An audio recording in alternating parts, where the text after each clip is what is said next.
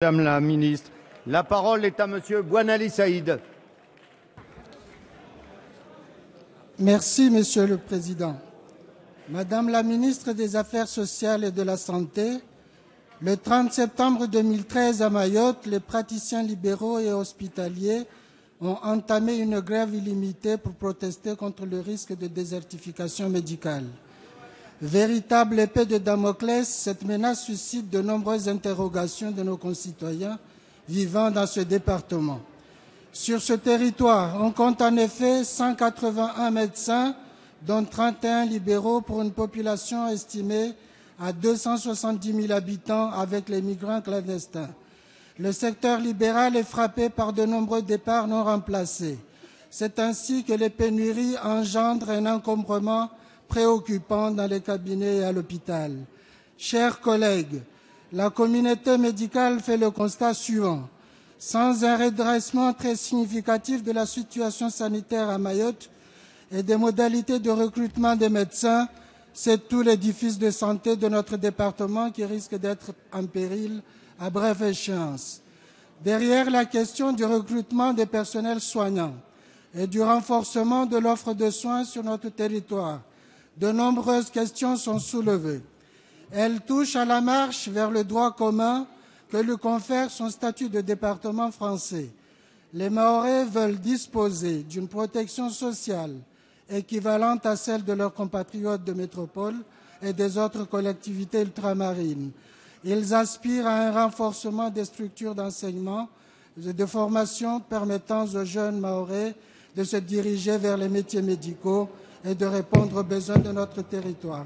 Madame la ministre, quelles mesures comptez-vous prendre pour améliorer l'offre de soins à Mayotte? Je vous remercie. La parole est à Madame Marisol Touraine, ministre des Affaires sociales et de la Santé. Merci, Monsieur le Président, Mesdames et Messieurs les députés, Monsieur le député Bouanali Saïd. C'est vrai que la situation de l'offre de soins et de la présence médicale à Mayotte est préoccupante.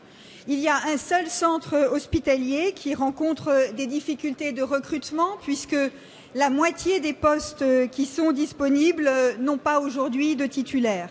Cela oblige l'hôpital à recourir à des praticiens contractuels qui, le plus souvent, ne restent que quelques mois, ce qui est préoccupant.